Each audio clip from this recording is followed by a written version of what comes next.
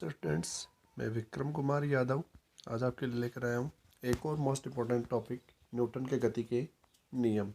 Newton के गति के नियम। इस वीडियो को देखने से पहले आप चैनल को लाइक शेयर और सब्सक्राइब जरूर करें। ओके, तो देखिए, इस नियम को, न्यूटन की गति के नियम पढ़ने से पहले अपन पढ़ते हैं न्यूटन की गति का अपेक्षिकता का सिद्धांत। न्यूटन की गति का अपेक्षिकता का सिद्धांत देखिए, ये रहा।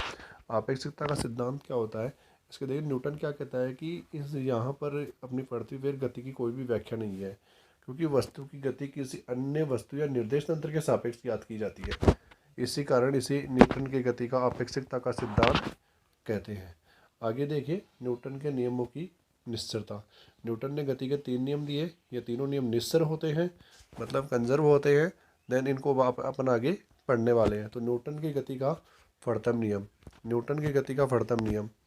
फर्तम नियम क्या है, देखिए, न्यूटन की गति का फर्तम नियम क्या है, देखिए, इसे जड़त्व का नियम भी कहते हैं। न्यूटन की गति का फर्तम नियम है वो जड़त्व का नियम भी कहलाता है। इस नियमानुसार यदि कोई कण गतिशील है तो वह गतिशील ही अवस्था में रहेगा, और यदि कोई वस्तु स्थिर है तो वह स्थिर अवस्था में ही रहेगी जब तक कि उस पर कोई बाह्य बल कार्य न करे।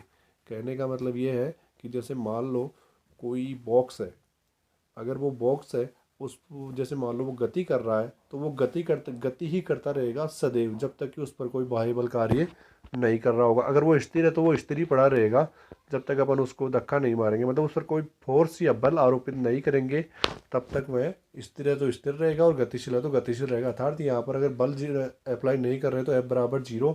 देन अपन जानते हैं कि F बराबर होता है ma is equal to 0। Okay, then m dv upon dt इसको लिख सकता हूँ, क्योंकि a है त्वरण, तो त्वरण को वेग में परिवर्तन किधर लिख सकता हूँ, तो a को मैंने dv अपॉन dt यहाँ पर लिख दिया है। देन यहाँ से m को रिप्लेस कर दो 0 की तरफ, तो यहाँ से dv upon dt is equal to 0 है, तो v बराबर आ जाएगा यहाँ से नियत। और क्योंकि यहाँ से इन दोनों समीकरणों से देखें तो किसी भी नियत राशि का अवकलन है वो हमेशा शून्य होता है, अतः दोनों निर्देश तंत्रों में त्वरण का मान है वो नियत रहता है। इसी कारण से ये लीजिए a बराबर 0। ओके, तो स्टूडेंट्स, यह कहलाती है न्यूटन के गति के प्रथम नियम की निश्चरता।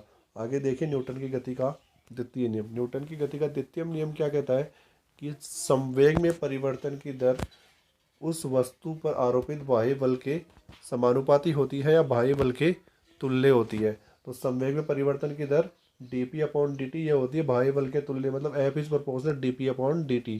देन यहाँ से F इज इक्वल टू, अगर प्रोपोर्शनल को मैं हटाऊंगा तो यहाँ से कांस्टेंट आएगा k, ये हो जाएगा F is equal to k dy dt of mv, क्योंकि संवेग p बराबर होता है मेरे पास mv। k is equal to है कांस्टेंट, इस k की वैल्यू होती है 1। देन यहाँ से F इज इक्वल टू आ जाएगा m dv upon dt। m है वो किसी भी कण का मास है। देन यहाँ से F बराबर लिख सकता हूँ मैं ma वेक्टर। ठीक है, यह आ गया न्यूटन की गति का द्वितीय नियम।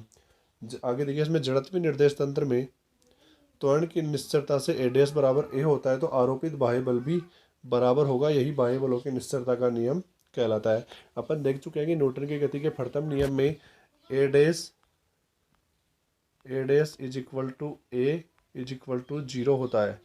ओके, तो उसी से इस समीकरण में अप्लाई कर दे अपन। देखिए m है वो द्रव्यमान है, कांस्टेंट होता है, तो F बराबर ma हो जाएगा। अगर एक ही जगह में a डैश रिप्लेस करूँ तो ma डैश बराबर f डैश, देन ma बराबर f, तो f डैश बराबर हो जाएगा क्या, f। ओके स्टूडेंट्स, ये हो गया अपना न्यूटन की गति का द्वितीय नियम। आगे देखिए न्यूटन की गति का तृतीय नियम।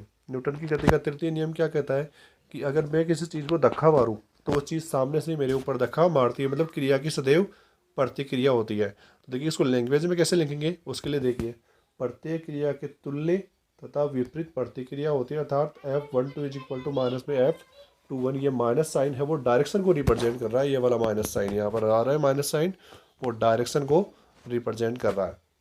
आगे देखिए स्टूडेंट, तो इसी नियम के अनुसार क्या कह सकता हूँ मैं कि टक्करों के कारण वस्तुओं के संवेग व ऊर्जा संरक्षण नियमों से हम कह सकते हैं कि जब एक वस्तु किसी दूसरी वस्तु पर बल आरोपित करती है तो दूसरी वस्तु भी विपरीत दिशा में उतना ही बल आरोपित करती है।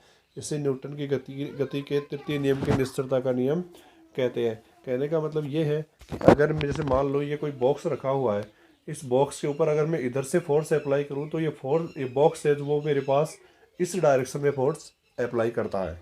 यही कहलाता है न्यूटन की गति का तृतीय नियम। ओके स्टूडेंट्स, उम्मीद करता हूँ आपको ये वीडियो अच्छा लगा होगा। Thank you.